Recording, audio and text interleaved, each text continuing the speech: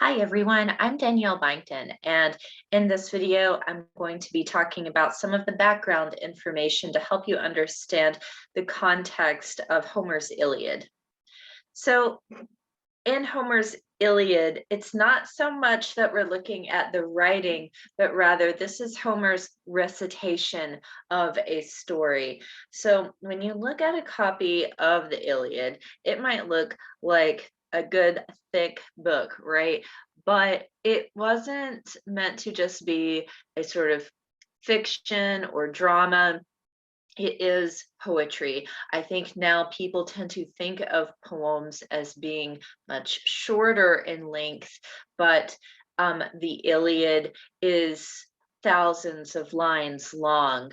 So when this was presented originally back in the 8th century BCE, Homer would have been, if there was a Homer, by the way, singing this. These were lyrics. Same goes for other content like this from which comes after Homer, actually, like Sappho's poetry. People didn't just read it, they listened to it as a song. So it wasn't so much just poetry, but it is more like lyrics.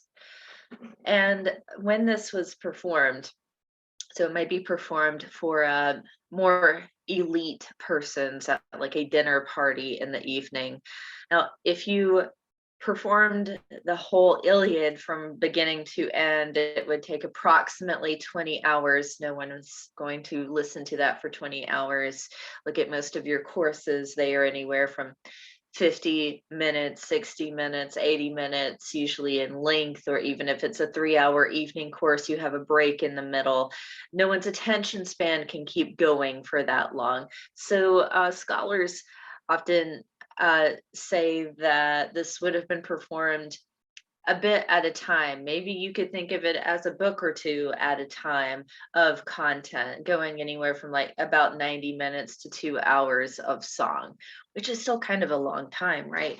But just keep in mind, this wasn't originally meant to be something written down, but when it is eventually transcribed, this is what incites the common use of written language in the ancient world. Now, the Trojan War itself, the Trojan War saga, that's this whole large canvas, as I usually call it, of events and characters. You also hear it called the Trojan War cycle. That is all the same material. Now, the Iliad takes place in the middle of things, and that middle of things that we are in is the end of the 10-year Trojan War. And if you watched my short video on the judgment of Paris, that is the whole situation that instigates the Trojan War. So the judgment of Paris, that's not in the Iliad. The other 9 3/4 of years of Trojan War, that is not in the Iliad. We are just looking at roughly approximately the last 6 weeks or so of the Trojan War. Some main characters who you need to be familiar with it. You are going to see come up again and again in the text.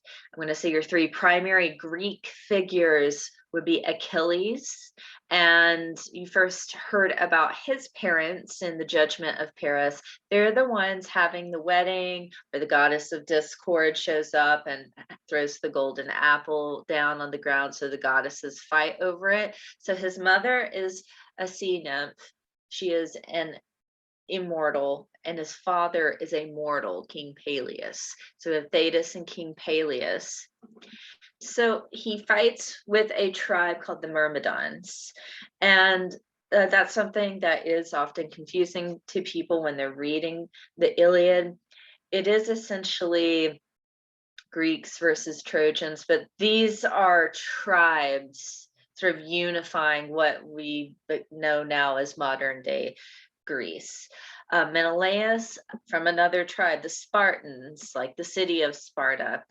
He's important because he's kind of one of the other reasons the whole war is happening, because he was the one married to Helen before she was taken away to Troy. So he is Helen's first husband. He's the one who doesn't want to be disgraced. He wants to get his honor back, his kleos, and go retrieve Helen. Agamemnon is a brother of Menelaus, and so he's not going to let down his sibling and not supporting him, and so that's why Agamemnon is here. He is the one you see in book one having the big argument with Achilles. Agamemnon has a big ego, as much as Achilles does as well. But that's the first place where you are reading about Agamemnon in the text, like right out the gate in the first 100 lines. So your main Trojan figures, Hector comes up a lot. So if Achilles is the warrior of warriors on the Greek side, then Hector is the warrior of warriors on the Trojan side. He's the archetypal good guy. He isn't full of rage and wrath the way Achilles is. Like, he isn't scary like Achilles. He is sort of we consider him a bit of a foil to Paris, who is down here. Paris is one of Hector's brothers. They are both princes of Troy, by the way. Paris is kind of stupid, perhaps selfish. Hector is not any of those things. So they are princes of Troy. The king of Troy is Priam, and you see Priam quite a few times in the Iliad. His wife is Hecuba, we will see on the next slide. He is an elder figure, and I'm going to go on to the next slide. He and Hecuba have 19 children together, 19 princes and princesses of Troy. Andromache is the wife of Hector. So back here, remember, he's the good guy, and she is essentially his feminine counterpart of that. She is just a moral center type of character. And then, of course, there is Helen, who we know now as Helen of Troy, but remember, before that, she is Helen of Sparta, when she was originally married to Menelaus, before being taken away by Paris or by Aphrodite, sent to Paris, however you want to view that narrative. And she is largely blamed for what's happening in Troy during the many years of war, and then especially in the Greek plays, such as when I will have a video on the Trojan women for you.